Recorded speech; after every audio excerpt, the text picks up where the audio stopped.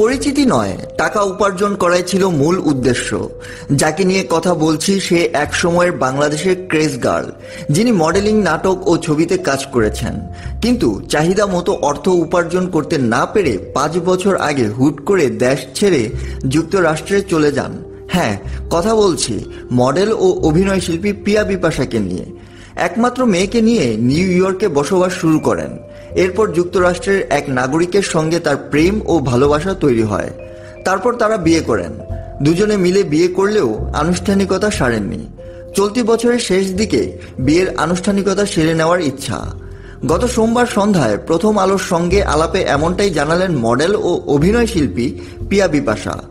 বিনোদন অঙ্গনে কাজ করার স্বপ্ন নিয়ে লাক্স চ্যানেল আই সুপারস্টার প্রতিযোগিতায় নাম লেখান পিয়া বিপাশা। প্রতিযোগিতার সেরা 10-এ পৌঁছানোর পর হঠাৎ ক্যাম্প থেকে বেরিয়ে যান তিনি। এরপর বিজ্ঞাপন চিত্রের কাজ শুরু করেন। পরের বছর 2013 সালে দ্বিতীয় মাত্রা নাটকে তাহসান খানের বিপরীতে অভিনয় করেন। ছোটবেলায় রূপকথার বই পড়তে পছন্দ করতেন। বই পড়ার সময় গল্পের নায়িকার চরিত্রে নিজেকে কল্পনাও করতেন। বড় পর্দায় অভিনয় করেছিলেন। রুদ্র দ্য গ্যাংস্টার নামের সেই ছবি মুক্তি পায়। এরপর রাজনীতি ছবিতে শাকিব খানের বিপরীতে অভিনয়ের কথা থাকলেও শেষ পর্যন্ত হয়ে ওঠেনি। পরে সেই ছবিতে পিয়া বিপাশার পরিবর্তে অপু বিশ্বাস অভিনয় করেন। এখন আর অভিনয় টানে না পিয়া বিপাশাকে। যুক্তরাষ্ট্রে বিভিন্ন পণ্য প্রতিষ্ঠানের প্রচারণায় নিজেকে যুক্ত করেছেন। এসব থেকে ভালো আয় হয় তার, এমনটাই জানালেন তিনি। পিয়া বিপাশা বলেন, বাংলাদেশে ভালো লাগতো না, আশেপাশের মানুষও কেমন ছিল, এও দেখতাম লবিং ছাড়া কাজ হতো না। ভালো একটা সিনেমা করার কথা ছিল, কিন্তু সেটা আর হয়নি।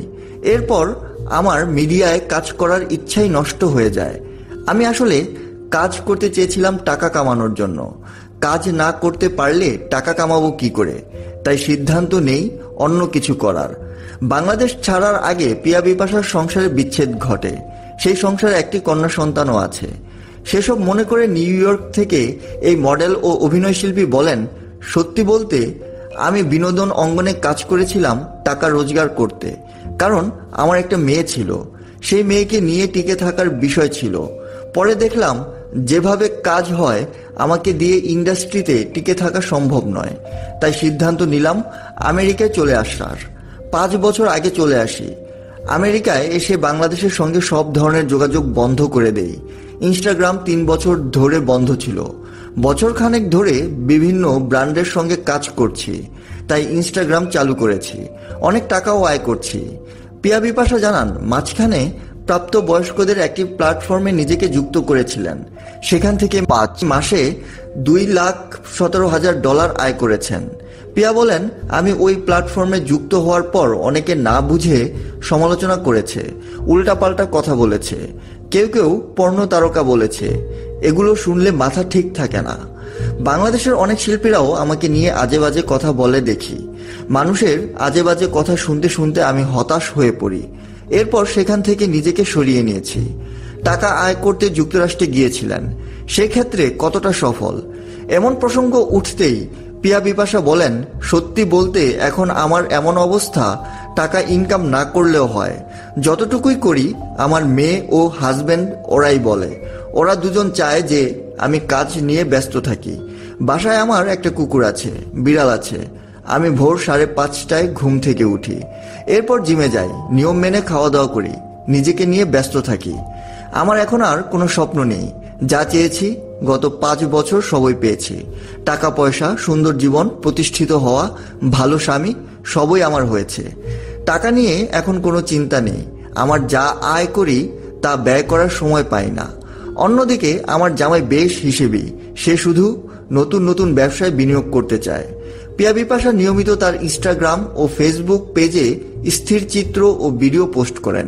এসব নিয়ে সমালোচনাও পড়েন, তবে তাতে কোনো ভ্রুক্ষেপ করেন না।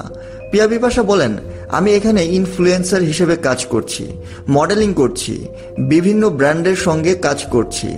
ব্র্যান্ডের ওরা যোগাযোগ করে, আমি ছবি তুলে ফেসবুক ও ইনস্টাগ্রামে পোস্ট করি। সেখান থেকে আমি নিয়মিত টাকা পাই।